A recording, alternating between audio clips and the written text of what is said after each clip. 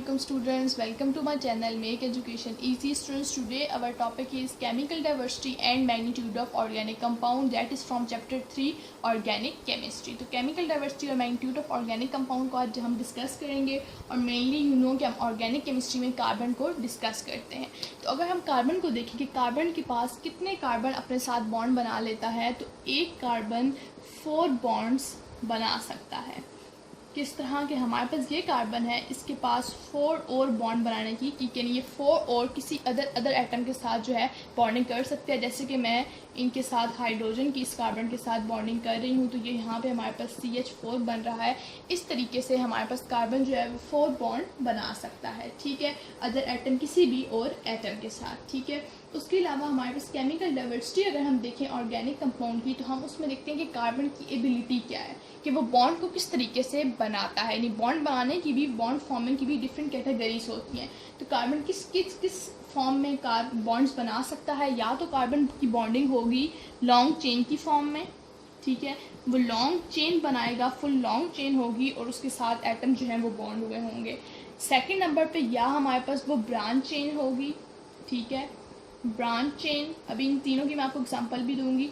यहाँ वो हमारे पास होगी रिंग्स, ठीक है। इन 3 शेप्स की फॉर्म में हमारे पास कार्बन जो है वो बॉन्ड बना सकता है। या तो लॉन्ग चेन होगी, या ब्रांच चेन होगी, या रिंग की फॉर्म में होगी। उसके अलावा एक और टर्म यहाँ पे यूज़ हुई है, दैट इज़ कैटिनेशन।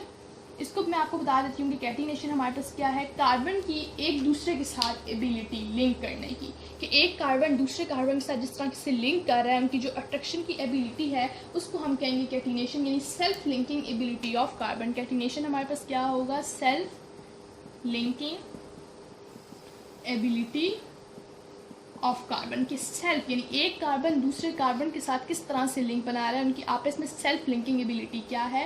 तो सेल्फ लिंकिंग एबिलिटी को हम कहेंगे, self linking ability of carbon को हम कहेंगे दैट इज कैटिनेशन, ठीक है। और हमारे पास ऑलमोस्ट कोई लिमिट नहीं है कि कार्बन कितनी लंबी चेन बनाएगा, ठीक है। जितनी हम लंबी चाहेंगे आगे कार्बन की चेन्स लॉन्ग फॉर्म में बनती जाएंगी, कभी उस पर फुल स्टॉप नहीं आएगा कि हाँ इस पॉइंट पे आगे कार्बन की चेन ख़त्म हो जाएगी। कार्बन की चेन की वास्ट हमारे पास आगे चलती जाएगी, ठीक है।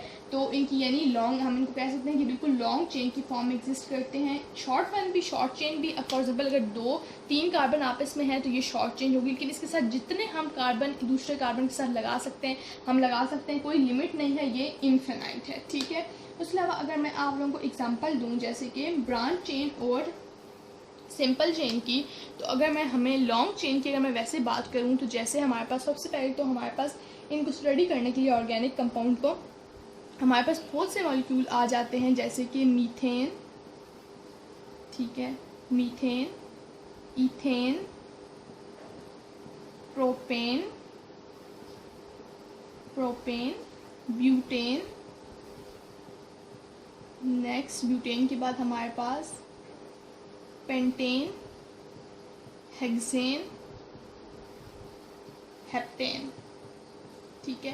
अब हम इनको देखते हैं कि इनमें कितने कार्बन है। सबसे पहले मीथेन हमारे पास जो है वो होता है CH4, यानी कार्बन के साथ 4 हाइड्रोजन अगर बॉन्ड हो तो उसे हम कहेंगे मीथेन। इथेन हमारे पास क्या होगा कि 2 कार्बन होंगे और उनके साथ सही पता है एक कार्बन के साथ 4 हाइड्रोजन है, तो 2 कार्बन के साथ हमारे पास 6 आ जाएंगे। इसी तरह प्रोपेन में हम C3 लेंगे और H हमारे पास 2 इंक्रीज होते जाएंगे, यानी 8 हो जाएंगे, ठीक है। ब्यूटेन में हम C4 लेंगे और H हमारे पास फिर 10 हो जाएंगे। पेंटेन में C5 लेंगे और H 12 हो जाएंगे। हेक्सेन में C6 लेंगे और H हमारे पास 14 हो जाएंगे। और हेप्टेन में C7 लेंगे और H 16 हो जाएंगे। तो इस तरीके से आप देख रहे हैं कि एक कार्बन से हमारे पास आगे 7 तक इस तरह लॉन्ग चेन बढ़ी जाएंगी। यानी कि स्टार्टिंग में अगर हम 1 कार्बन से स्टार्ट कर रहे हैं, 2, 3, 4, 5, 6, 7, 8 देन सो ऑन, जैसे जैसे हम कार्बन को आगे बढ़ाते जाएंगे ऑफकोर्स हाइड्रोजन भी बढ़ते जाएंगे और उनकी चेन्स जो हैं वो लॉन्ग होती जाएंगी। तो CH4 का तो मैंने सिंपल ये स्ट्रक्चर बनाया, अगर हम C2 लिखें, C2, ठीक है, और H6, तो एक कार्बन हमारे पास 4 बॉन्ड बनाता है। तो आप देख रहे हैं 3 इसने हाइड्रोजन के साथ बना ली और 1 इसने ऑलरेडी दूसरे कार्बन के साथ बनाया हुआ है। सिमिलरली एक कार्बन यहाँ पे भी 3 बॉन्ड बनाएगा, क्योंकि चौथा बॉन्ड उसने दूसरे कार्बन के साथ बनाया हुआ है। अब ये हमारे पास हो गई C2H6, ठीक है। अब जो ये इस तरह के फार्मूलाज हैं, यानी C2H6, ठीक है, C3H8, हम इनको एक और फॉर्म में भी लिख सकते हैं। जैसे हम लिखें कि C2H6 को हम CH3 और CH3 की फॉर्म में भी लिख सकते हैं। तो C2 हो गए, H6 हो गए। इस तरह C3H8 को हम CH3, CH2 और CH3 की फॉर्म में भी लिख सकते हैं। देखिए 3, 4, 5, 6, 7, 8 हाइड्रोजन और 3 कार्बन पूरे होंगे। इस तरह हम उन्हें कॉन्डेंस फॉर्म में भी लिख सकते हैं, ठीक है, ओपन फॉर्म में भी लिख सकते हैं। यानी ये इस फॉर्म, अगर इस तरह के फार्मूला हम लिखेंगे तो हम कहेंगे स्ट्रक्चर फार्मूला है, ठीक है। इस तरह फॉर्म में लिखेंगे तो ये हमारे पास कंडेंस स्ट्रक्चर फार्मूला है, और ये वाली जो फॉर्म्स हैं ये है हमारे पास मॉलिक्यूलर फार्मूला है इनका। तो ये आज हमने जर्नल जो है कार्बन को थोड़ा सा डिस्कस किया है, उसके एटम्स को देखा है कि किस तरीके से कितने बॉन्ड बनाता है।